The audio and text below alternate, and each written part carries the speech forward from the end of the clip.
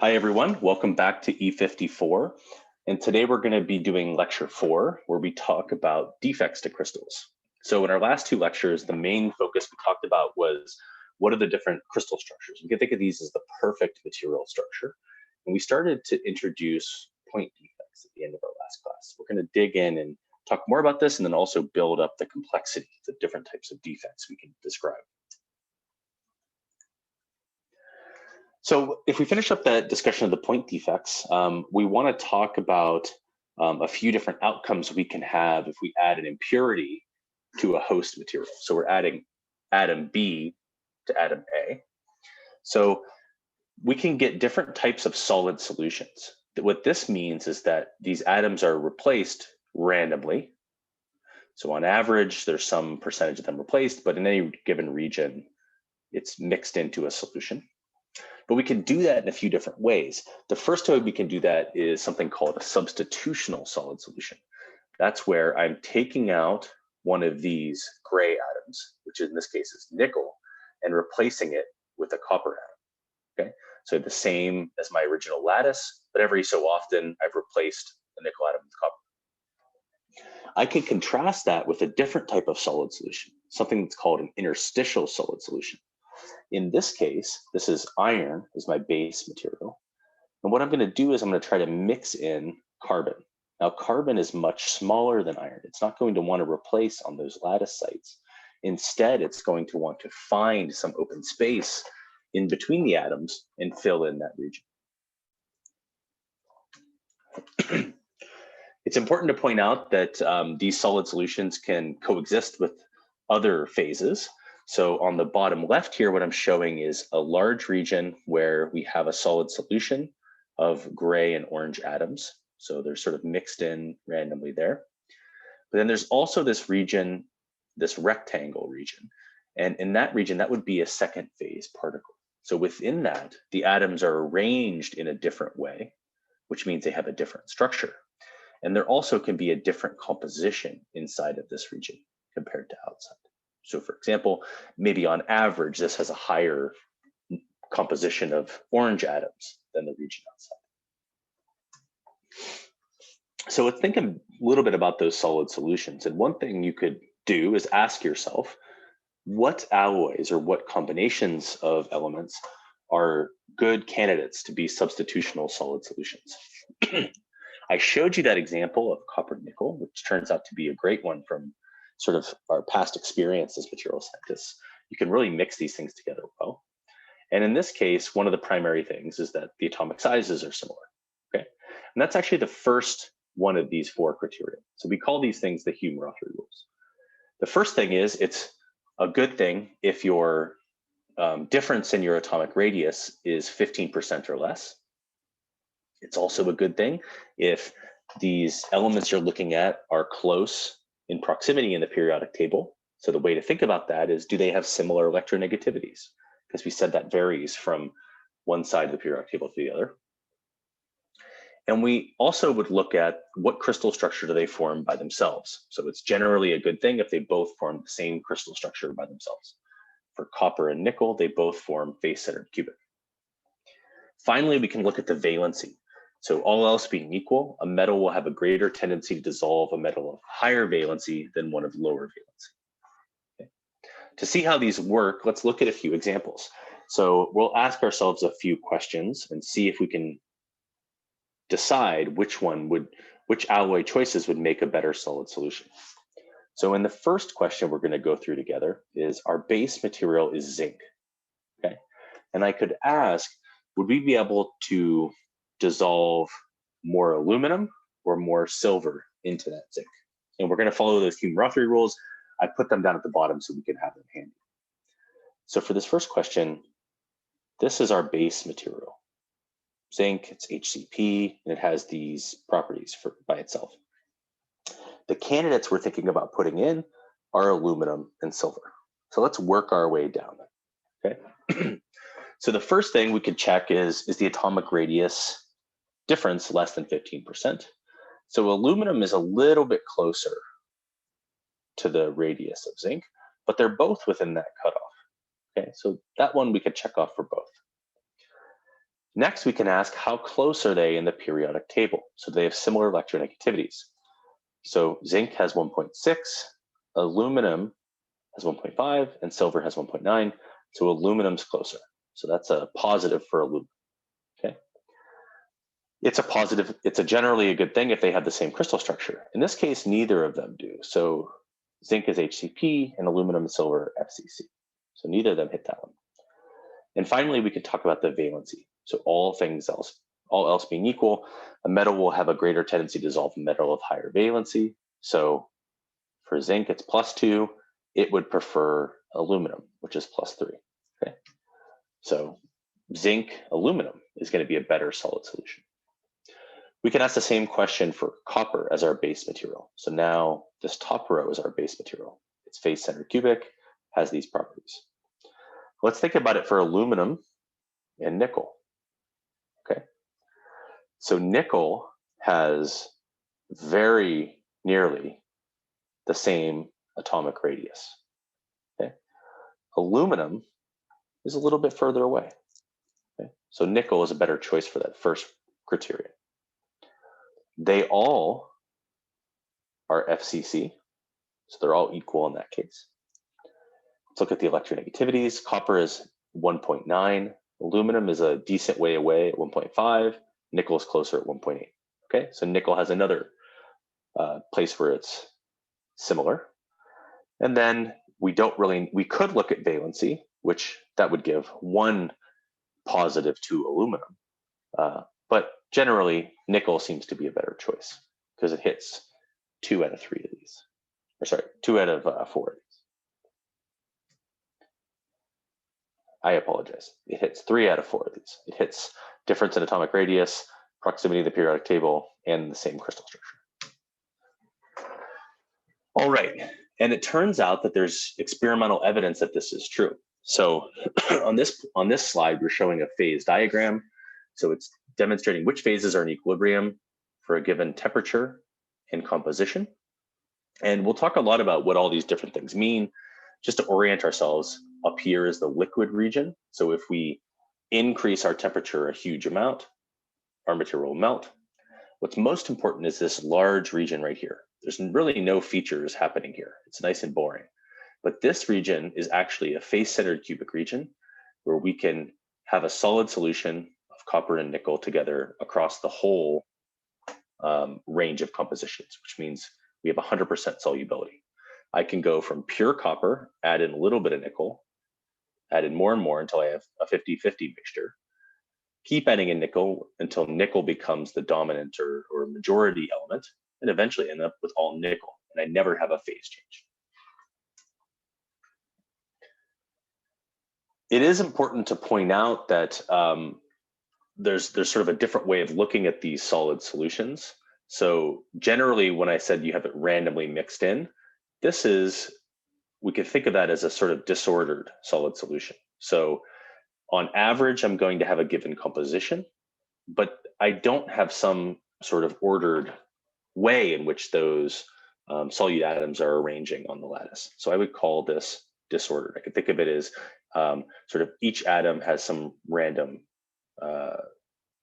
type of property, or that there's an average gold/copper atom.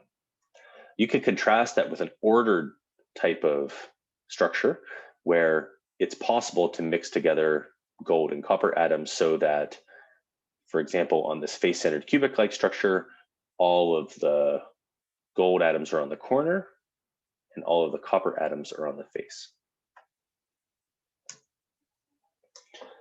So if we move on to interstitials, one thing we would have to do is think about what are the potential sites where these interstitials can fill in. So what we're looking at here is a face-centered cubic structure. So the black atoms here are our face-centered cubic atoms.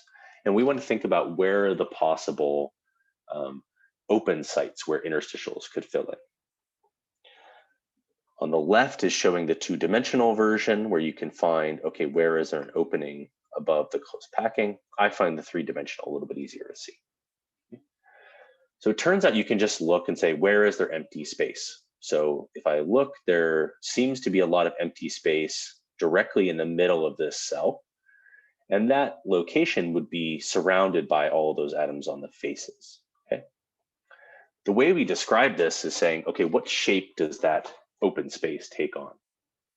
And it turns out that has an octahedral shape, and I'll call that an octahedral interstitial site.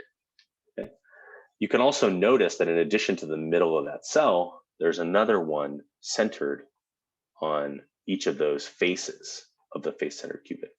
So, I'm sorry, each of those side lengths of the face-centered cubic cell.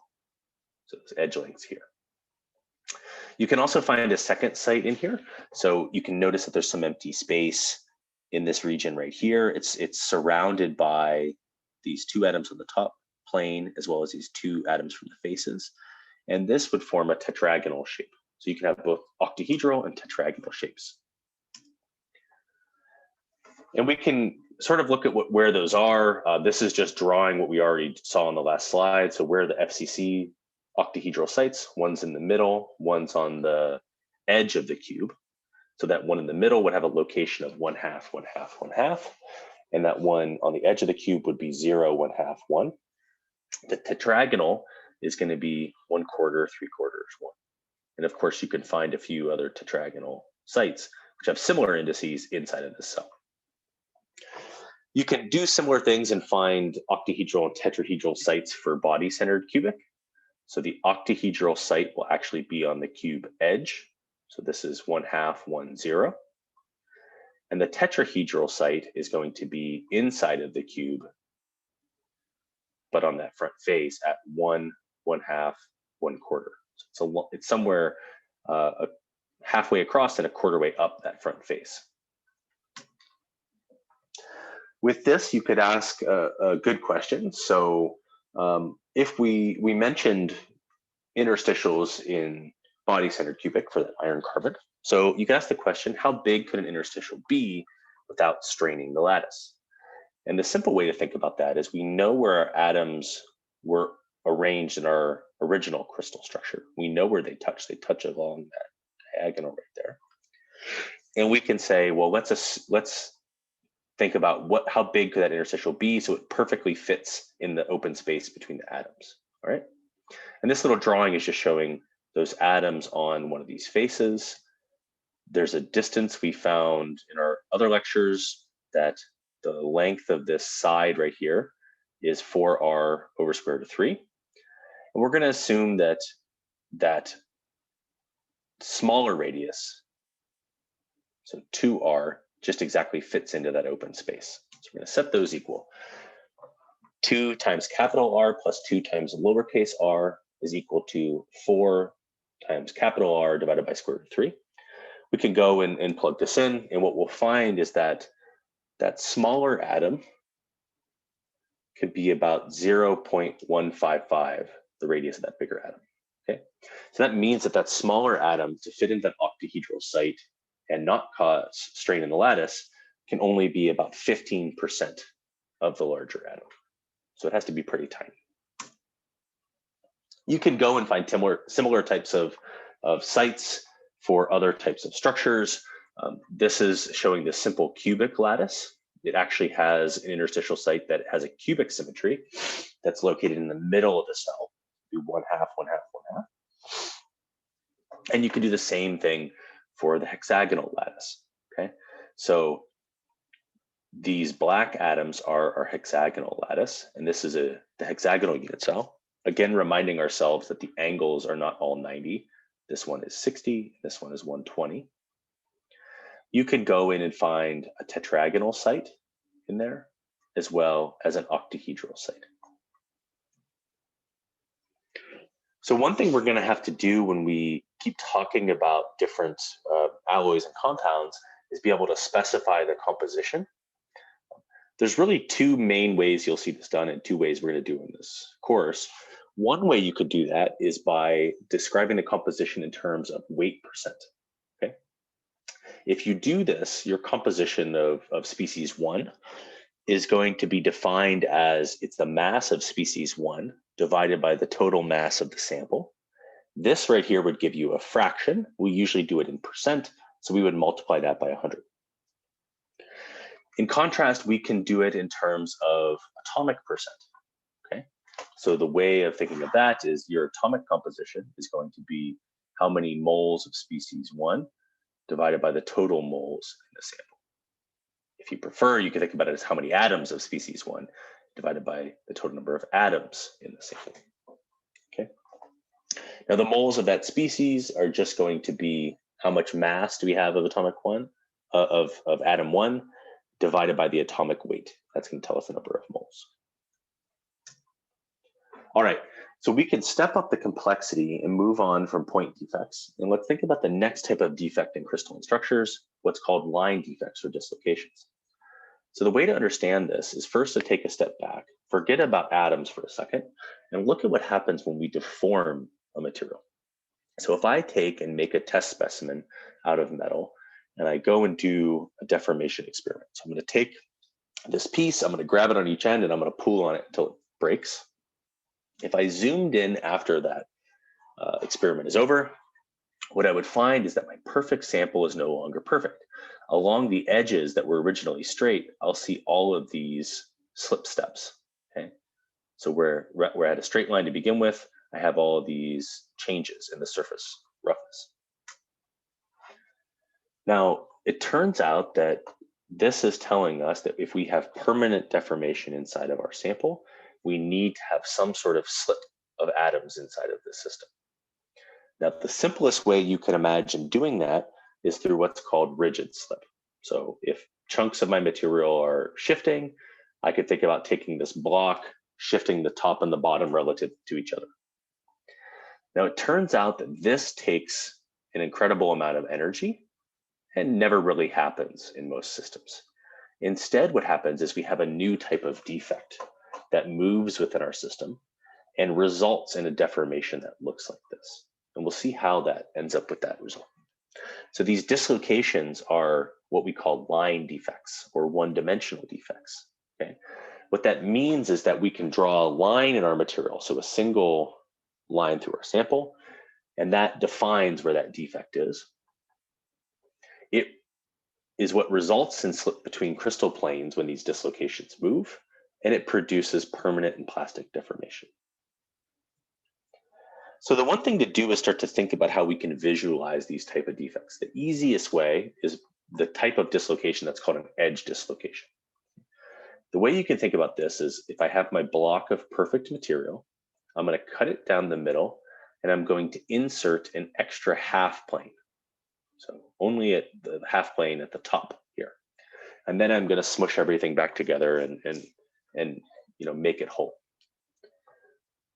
So what's going to happen there is that I have more atomic planes on the top than the bottom of this sample here. If I draw where the atoms are, I can see this a little more clearly.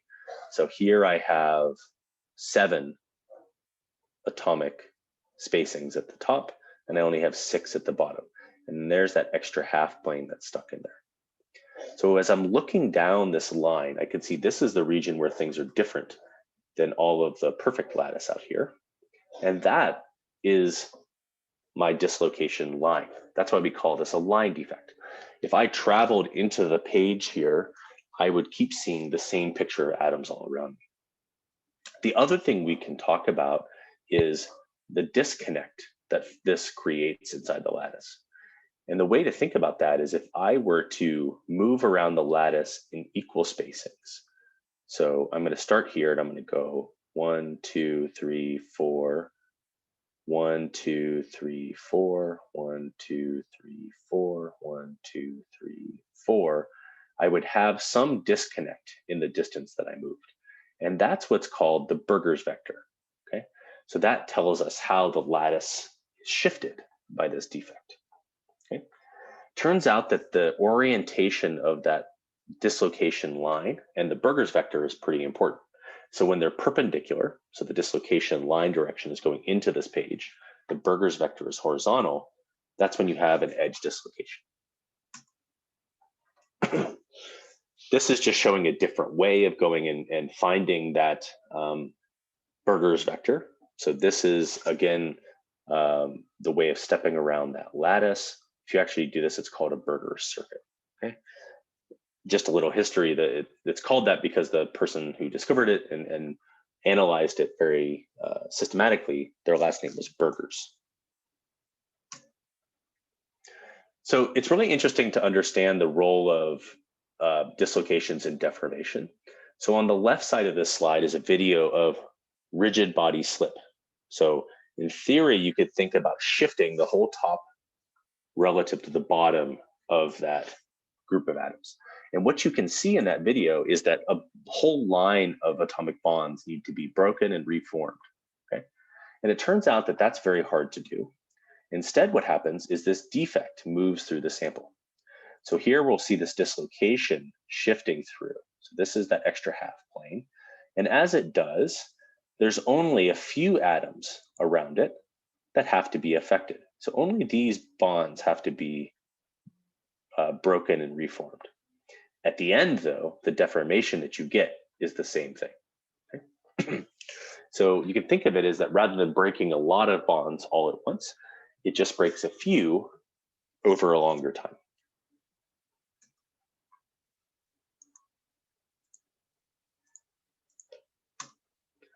You can find analogies to this type of thing in everyday life. So a good example is something like a caterpillar. So rather than it shift its whole body all at once, it can pick up and move in this sort of wave-like fashion. So locally it's moving here, but not here. Eventually that's in the middle and it's toward the end. And the net effect is it's moved one step forward. Something from human life you could imagine is a rug. So if you were to take a rug that's a huge one covering up a whole room, and you were to pull it, it would be very difficult all at once because all that area would have friction and you'd have to shift that whole region. In contrast, if you create a little bump in that rug and you push it along with your foot, it'll be very easy to move. And if you push it from one end to the other, that rug will have moved by one step or one Burgers vector.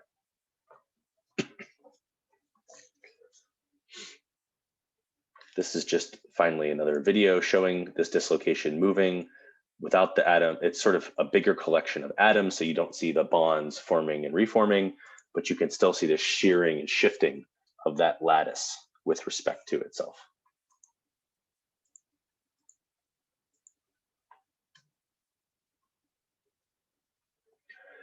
Those edge dislocations are the easiest to see, but they're not the only type of dislocation that we can have. We can think about a different type of dislocation called screw dislocation. So if you remember, I took this starting box that's perfect, I cut it, and I added an extra half plane. If instead of adding an extra half plane, I cut this cell and I shift the regions with respect to each other. So I'm going to take this left side and I'm going to shift it up, and I'm going to take this right side, I'm going to shift it down. And then again, I'm going to glue or weld that material back together. I'll get this shifted pattern. This actually forms a way of deforming or displacing the atoms into and along that line direction. So this is showing it oriented this way. The way you can think about it is if I step and move in a circle, in a perfect lattice, if I move in some sort of circle, I would end up back at the same point. But if I go and move around this block, I end up at some point that is one step into this block. And if I keep doing that, I'm going to end up another step and then another step. Okay, so each time I go around, I end up moving backwards this way. This is just showing a projection of those atoms. So you can see how the cell is shifted along that line. Okay, so in this case, the line direction is still going down along the defect, but the Burgers vector is now parallel to the screw dislocation.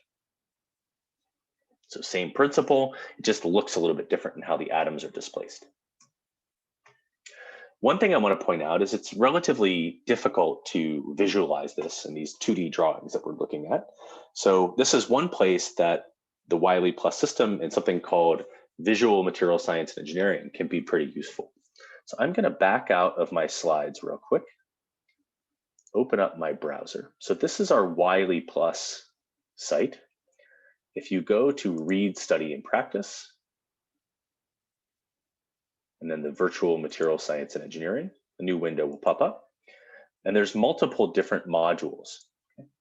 And one of them you can look at, the one that's related to this, is dislocations. So I can go in and click here and see that edge dislocation.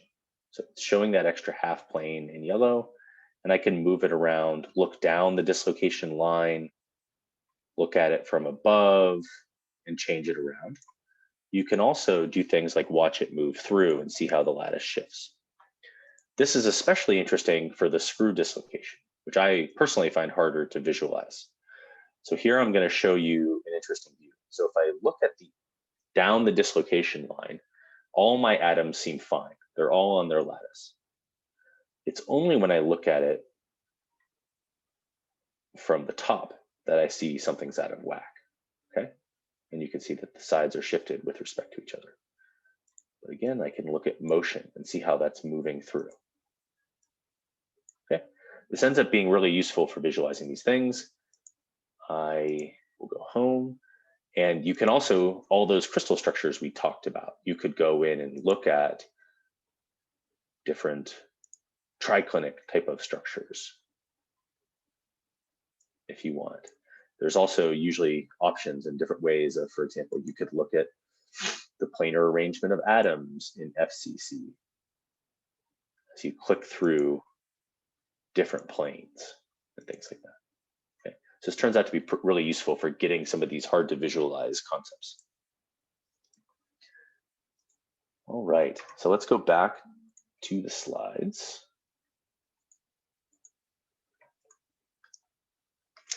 So those edge and those screw dislocations are relatively easy to visualize examples. And they're cases where for the edge, the Burgers vector and the line direction are perpendicular, and for the screw, they're parallel. But they're not the only type of dislocation you can have. In reality, that Burgers vector and that line direction can be related to each other in ways all in between that parallel and perpendicular. So places where neither of those are true are what are called mixed dislocations. Okay? This is showing an example of a dislocation loop, and this is cutting a little piece of it where on the front face, it's a screw dislocation. That line direction doesn't stay straight though, it turns and comes out the side face of that cube, and there's an edge dislocation. Okay? So this is viewing from the top. So my line direction is here, it follows along the defect, it comes up and eventually comes out to the right. Okay? So here, my line direction and Burgers vector are perpendicular. Here, they're parallel here, and they're perpendicular on the right side. And then here, they're somewhere in between. So the way of thinking about it is that mixed dislocation is partially like an edge dislocation and partially like a screw dislocation. Okay, what I want to talk about briefly is how do we actually characterize and understand these? So dislocations are a really interesting thing. They were hypothesized and people guessed about it many decades before they actually had proof that these things existed. So people said, well, what if we had defects like this? Could we connect this to how materials deform? And they came up with theories that seemed to work, but it was many years later that they were observed. So I'm going to show you a few different ways that we can see this. There's generally 5 ways you can sort of classify this. And as we go from 1 to 5, it gets more and more complicated and expensive. So these ones are relatively easy to do. And then this field ion microscopy is a big, expensive, multi-million-dollar piece of equipment. So I'm going to first talk about these easy ones, the surface methods and decoration methods.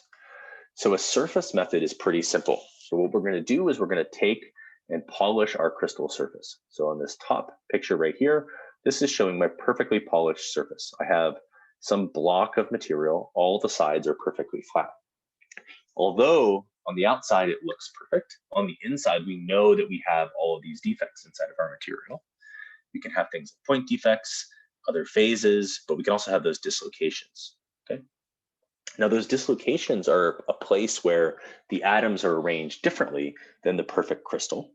So that means that if we do something to that surface, like we etch it with a chemical or electrolytic technique, what we would find is that perfect material in white here, and that blue dislocation are going to etch at different rates. Now, the reason this happens is you can think of it as even in a perfectly pure system, you're going to have some distortion or strain in the lattice, which can affect the etching rate.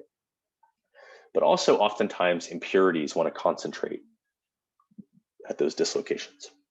So on the bottom here, what this is showing is if I take and etch away material from that surface, it might etch faster at the dislocation than it does in our perfect material.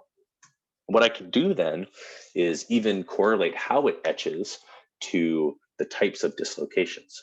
So the patterns that you see in those etch pits at the surface are going to be related to the type of dislocation. So for example, an edge dislocation is going to be relatively sort of symmetric in the different directions, just form a hole. And the screw dislocation is going to form some screw-like pattern down into the material.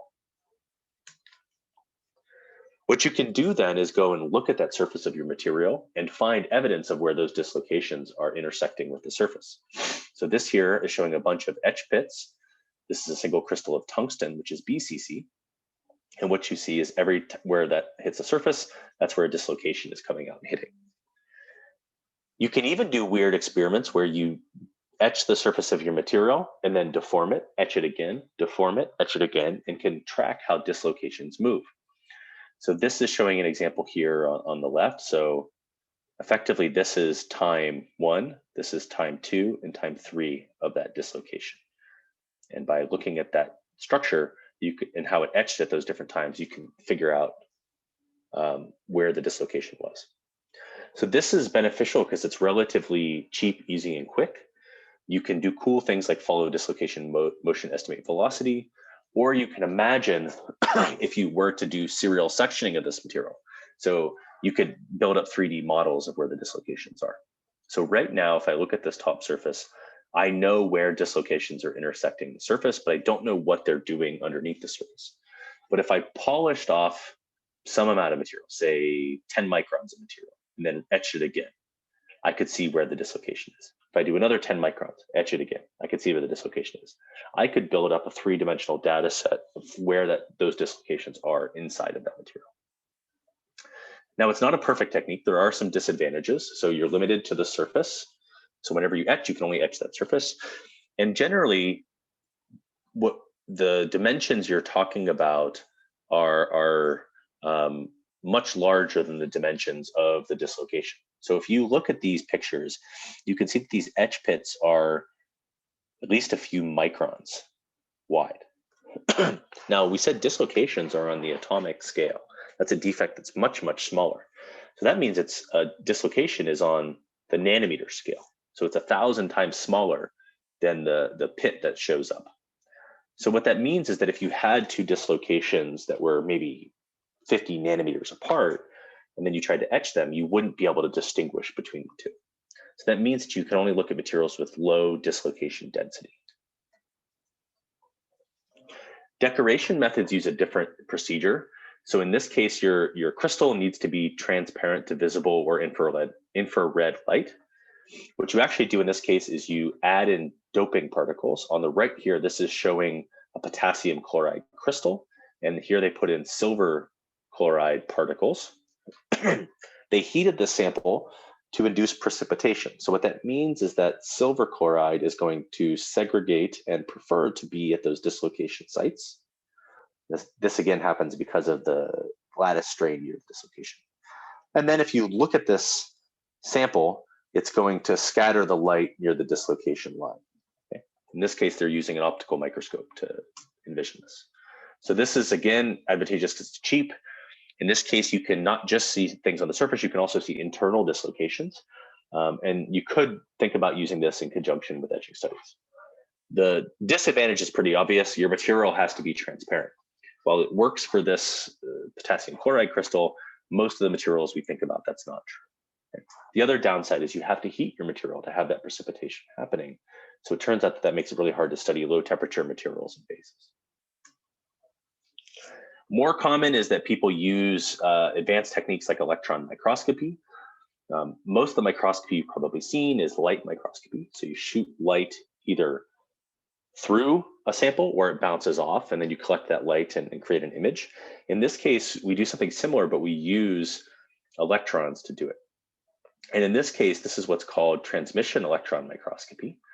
And what they're doing is shooting electrons through their sample. And they've oriented that crystal so that most of the time in the perfect crystal, it goes straight through, okay? And everything appears white.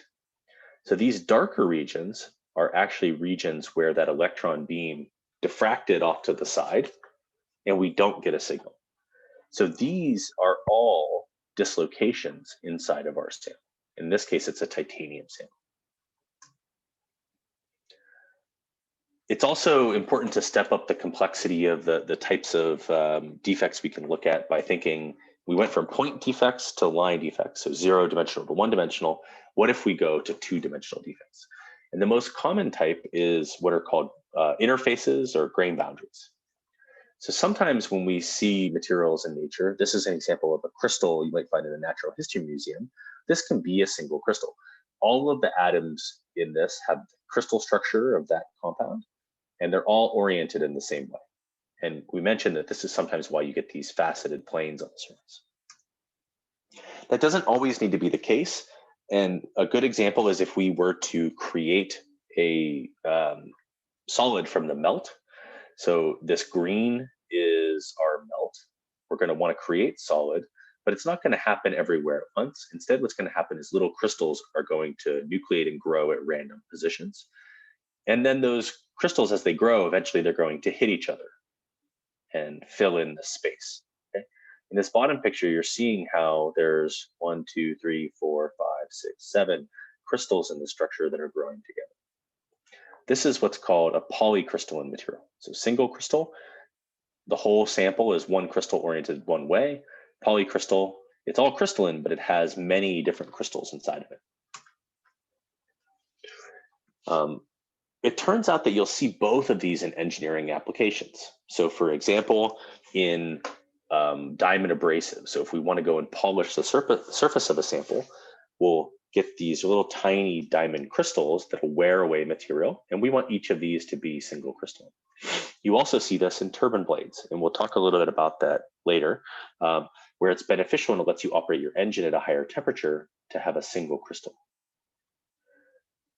But that's not always true, because sometimes you can find that that single crystal type of structure is a negative thing. So for example, you can have easy fracture along certain planes. This is just showing an example for a quartz crystal where it can shear and break along certain planes. The properties of these single and polycrystalline materials are going to vary quite a bit. So single crystals, no matter what, are always going to end up being anisotropic, okay? So we can think about this really simply by looking at a BCC crystal structure. So this is for iron. Okay? If I take and I were to pool this in different directions, I would measure different properties. One of the simple ones, we'll talk more about it in a little bit, is the modulus of elasticity. This basically tells me how hard is it to stretch my atomic bonds. So you don't need to worry too much how we define this yet. We'll talk about it in our mechanical behavior class. But what you're seeing here is that if you pull this unit cell along the edge, you would get one value, and you would get something twice as high or more than twice as high if you were to pull diagonally. And this is pulling along that close pack direction. So what happens is this crystal is anisotropic. So pull different directions, get different properties. Polycrystals can be either isotropic or anisotropic. So one way to think about it is if you have many, many crystals or grains inside of your sample, so many millions of grains, and they're all randomly oriented, sometimes a grain is going to be oriented along this soft direction, and sometimes it'll be oriented along that hard direction. But on average, you're going to get something between those values, no matter what direction you pull. So for example, polycrystalline iron is isotropic. So if I take some chunk which has a million grains in it, and I pull it in different directions, I'll always measure some value that's an intermediate value. Now, it is important to point out that those grains don't always have to be random if they grow in a certain direction, so that some, what we call texture is preferred. You can have anisotropy in a polycrystal. So let's quickly talk about this example of a turbine blade microstructure where we can see everything from a polycrystal to a single crystal and something in between. So this is a jet you might have on a jet engine you might have on the edge of your plane. So this is bringing in air from the outside. And here is sort of where the action happens. This is the combustion chamber. So you have your fuel inputting and you're igniting it and having some work being done. But if we care about being able to use this engine efficiently, what we'd like to be able to do is have this section be very, very hot. And it turns out that the materials really limit how hot that section can be. So here are 3 different examples of turbine blades taken from this section. And these things, they differ in terms of how those crystals are oriented. Okay. On the far left, this is many, many grains, and it's polycrystalline material. These are equiax, so they're roughly equal dimensions in all the different dimensions, and they're randomly oriented. Okay, and this might be what happens if we just cast that shape. On the far right is the other extreme. There's a single grain orientation, and then in the middle is somewhere in between. So it has columnar crystals. So it has grains that are large and take up the whole sample in this direction, but then there's multiple grains with a thickness in this way. It turns out that you can create that by changing how you fabricate your sample. If you randomly cast, you might end up with a polycrystalline sample. If you control the heat flow into and out of the crystal, so for example, they're chilling at the bottom, you can get the grains to grow in this long direction. And finally, there's even innovative ways to just end up with one crystal. So this is just showing it schematically, but there's a little tube that twists around going up into this crystal. What they're doing is at the bottom of this, many crystals are growing, but then some of them grow and hit a wall and stop. And only one crystal survives that growth direction. You can see this in other sort of practical type of applications. In this case, this was a niobium alloy plate. So there's a equiax grain structure over here, equiax grain structure over here. Those different colors are different grains. And what they did is they were putting 2 plates together and welding it, okay? And what they found is where they welded it, they had a different grain structure. So you can see that the crystals are larger here, but there's also some directionality. They become elongated into those plates. Okay? And this is just showing an example of where you can have different sizes of different crystals. It's important to point out that you can have large variations. So you can have grain sizes down a few nanometers. This is something called nanocrystalline materials. I actually studied these materials in my lab. But you can also have crystals which are very, very large, up to centimeters in size. A place you can see that is that solidification. I'm just showing that process again. So this is what you've probably heard of as casting. If we take and heat up some material, make it molten or liquid, and then we want to cool it down and make a solid, we're really going to go through 2 different steps. So first, those crystal nuclei are going to form, and then they're going to grow and create that grain structure. So this is just showing that crystallization process in a different format. So the white region is the liquid. These darker regions are the crystal nuclei. Those are going to start to grow until they touch each other and fill in that space. And that's how we end up with a polycrystalline material. And this is just showing that picture that we saw a few lectures ago where we have these grain boundaries. So all of the parts of our material are crystalline, but the local orientation is different. So this grain A is oriented vertically and horizontally, whereas this grain B, the crystal planes are oriented at 45 degrees. Now, those grain boundaries themselves are an important defect. Okay? These are places where the atoms are misaligned and not in that equilibrium crystal structure that we like. Okay? This is showing an atomic scale view of 2 of those grain boundaries inside of a polycrystalline material. So these are the regions between the crystals. They really represent the transition from one lattice to another. And if you look closely, you'll find that along this red line, they're slightly disordered and that there's a lower density. You can see more empty space along this grain boundary than you can inside of the crystal. Now that low density generally leads to higher mobility, higher diffusivity, and higher chemical reactivity. One way of defining what type of boundary you're talking about is by looking at the misalignment between the crystals. And what they're just showing here is that on the bottom grain boundary, there's a small misalignment, so they'll call it a small angle grain boundary. In the top one, there's a large angle of misalignment, so they'll call it a high angle grain boundary.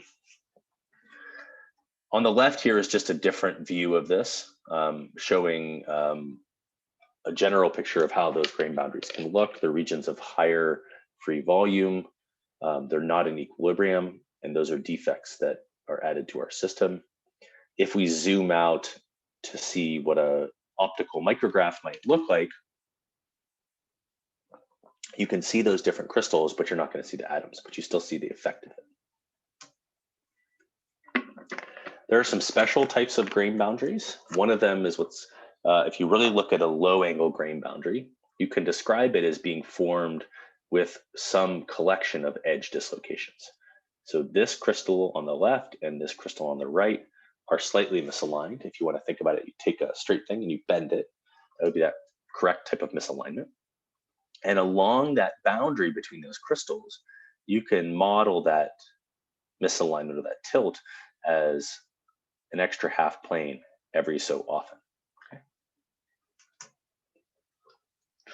Another interesting type of grain boundary, a very special one, is what's called a twin boundary. So this is a boundary between two crystals and one that forms a mirror plane inside of your sample. Okay. So crystal A and crystal B, they have different orientations. Okay, so that's a grain boundary. But if I look closely, there's a mirror plane here. So it hits certain atoms, but then if I go to the right, to the left of it, I find atoms at the same locations, not just for those nearby sites, but also for the sites that are further away. So it's a mirror plane inside of my material. Another type of planar defect is what's called stacking fault. So we mentioned that FCC metals like ABC type of stacking of those closed packed planes. If you have an error in that defect is called a stacking fault. So for example, it could be ABC, AB, ABC. So this region right here, the stacking is off. So there's lots of ways to visualize these different grains. Sometimes they're very, very large and you can see them with your naked eye. Those good examples are single crystals of quartz and diamond and silicon. But another example you probably have seen before but never really thought too much about is things like aluminum light posts or garbage cans. So if you ever see a piece of metal like this, where you see this speckled type of pattern, what you're actually seeing is the crystals inside of the material, okay? These are quite large, right? These are at least millimeters, maybe centimeters. And you can see all the different polycrystals in there. Okay? Now, most of the times it's not visualized by the naked eye. Usually you need to use a certain type of microscope, and because these grain sizes are typically on the micron or nanometer range. So to think about one way we can visualize this, let's think about how we can do it with optical microscopy. So one thing we can do is if we have a polycrystalline material, there's 3 grains in this region we're looking at. If we polish it very nicely, it'll all be equal. But then if we etch it, what we would find is because of the different orientations of these crystals, they would etch in different ways.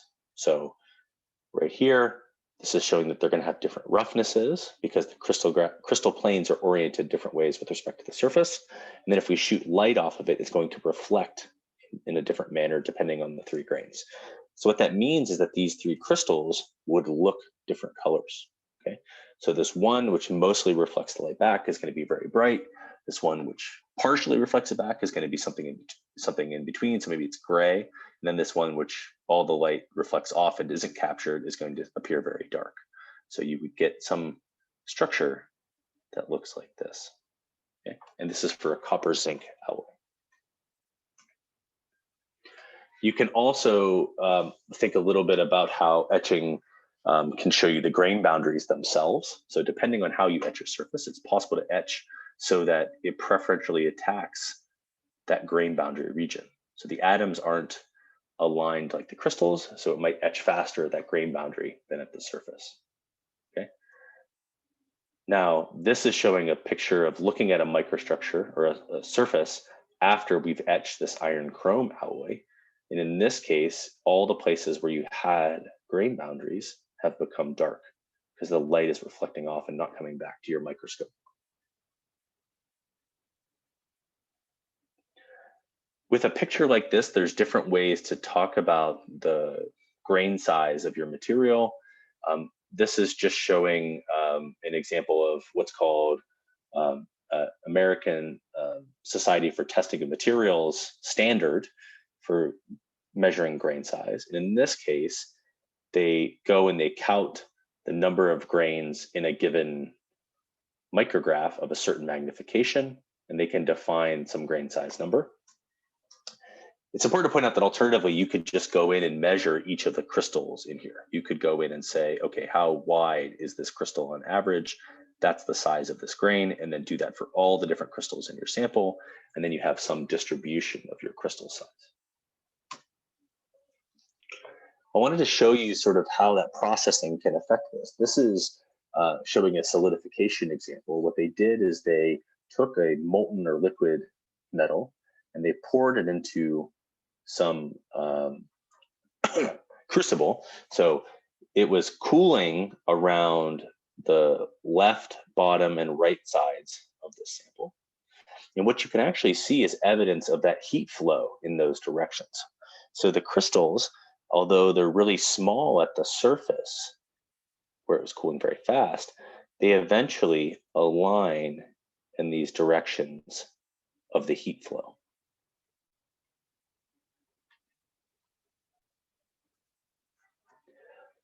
So oftentimes we don't just use optical microscopy to study these defects because optical microscopy is limited by the wavelength of light.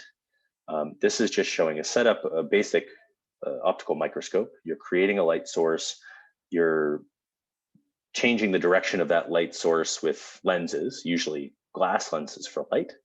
And then you're going to have it interact with your sample somehow, and then you're going to measure things. And you can put things through filters if you want certain types of light. But what's mainly important is that you have some resolution limit when you use light. And you can imagine this is showing, these are just sort of schematics, but random different features. So if we wanted to be able to distinguish these features, we could go in and say, okay, I can see these 5 different spots. That works. But at some point, I'm going to reach my limit. So this is the last time I could say that these are 2 distinct spots. For example, right here, I can't say, is that 2 spots or 1? Now that resolution limit depends on many things. Some of them have to do with the details of your microscope, but the main thing is this wavelength of the electromagnetic radiation you're using to get that signal. Okay, so for photons, so for visual light, that wavelength might be something in the few hundreds of nanometers, which means that your resolution is still going to be in the few hundreds of nanometers. Okay. Now, if my resolution is 200 nanometers, that might sound great compared to everyday life scales, but that's horrible compared to atoms. So that's about 1,000 atom diameters. In contrast, I could think about using electrons. So their wavelength is going to depend on the energy at which they're accelerated. But if I put in a standard energy for an electron microscope, something in the low hundreds of kilo electron volts, I'll get that my resolution is much, much smaller than a nanometer. Okay, so that means I can go in and look at atoms if I want to. Another reason to use an electron microscope is you can take advantage of the fact that electrons are ionizing radiation. So that means when I shoot an electron beam through the sample, one way I can get a signal is by seeing how that electron beam travels through, imaging that direct beam and seeing where atoms are. But I can also see how the energy of that electron beam is changed as it moves around. And this is showing all different types of signals that I can measure. I can measure certain types of electrons that have backscattered. I can measure secondary electrons that come back in a different way. I can measure the characteristic X-rays that come off as my electrons interact with the atoms in my sample. Okay, so these secondary signals can give us a lot of information, and primarily it's about chemistry. So sometimes you'll hear this called analytical electron microscopy. So I'm analyzing the signals that come back. On the top right here, this is showing a transmission electron microscopy image. This is one crystal, this is another, and this is a boundary between the two. Now you'll notice there's lots of other colored features, and that's because there's those second phases that are coming out. But anyways, what you could do is measure horizontally across this image and look at the X-rays and get some measure of composition. And in this case, what they found is that their sample, if they're looking at the composition of silver, is depleted. It drops down at that interface or grain boundary. So there's two types of electron microscopes that you're commonly going to see. And really the only difference comes about, are we looking at a transmitted signal or are we looking at a signal that bounces off the surface and comes back? So transmission electron microscopy, so it's very similar to that optical microscope. So you have some source, you're shooting that beam down, you're putting it through lenses. Rather than being glass lenses, it's going to be, they're magnetic coils that can bend and control where that electron beam is moving. You're going to shoot it through your sample and then visualize it below. Now, this tends to be useful for looking at really high magnification images. It lets you observe what's inside of your material. Your beam is actually passing through, so you can see internal defects of your material. But what it does give you is a projection of your sample. Okay, this is showing nanoparticles. So these are three-dimensional nanoparticles. We're shooting an electron beam through it, and then we're visualizing each of those individual crystals. In contrast, you could create an electron beam, condense it and aim it, hit it off the object and just detect what bounces back. And that's what's called scanning electron microscopy. And this is an imaging of a very similar nanoparticles, but instead of shooting the beam through, it's bouncing off. And you can see that you have a better depth of field. So you can see that this is sort of I would say it's a quasi three-dimensional picture. So you can see some of the surface features and facets. You can tell that this is not a flat particle. It's really helpful for looking at things like surface topography and composition. And also tends to give us better range of motion. We can look at much bigger samples in this way. These things are not in either or. They're commonly used in research and sort of complement each other. So for example, you might use the scanning electron microscope to image the surface and see how there's these facets on the surface. And then you might use the transmission electron microscope to see if there's little defects inside the particles. You've probably seen electron microscopes before. They always appear in TV shows, usually when somebody's trying to make it seem like they're sciencey. So I just picked two examples where I found the same transmission electron microscope. This is an example from the Big Bang Theory. I don't know what conversation they were having, but in the back corner of the room, there's this orange TEM. So it's very obvious that it screams, quote, science. That same microscope is also found in the TV show Dexter. In this show, he's a sort of serial killer who only kills bad guys. But anyways, he's also a forensic crime analyst, and he looks at samples in an electron microscope. Now, you could ask why this specific one is seen everywhere. It's really just because it's this old model of a microscope that isn't really used in scientific research anymore. And sometimes if you Google, you can find examples of where you can buy one of these, probably non-functioning, for 10 grand or so. Okay. Contrast this doesn't seem cheap, but a new modern microscope that you might find in our characterization facility on campus might be a few $1 million. Now, all these different measurement techniques are important for looking at these different defects we talked about on different length scales. So the naked eye might be something in the range of hundreds of micrometers, at least, and larger. If we go down to optical microscopes, we'll get a little smaller. Scanning electron microscopes get us a little smaller, transmission, and then finally, I'll talk about scanning probe microscopes. But it turns out that we need all of these things. So we need to see things like cracks and porosity and voids, which means we maybe need to use optical microscopes in the naked eye. Grains are a little bit smaller. Dislocations are smaller.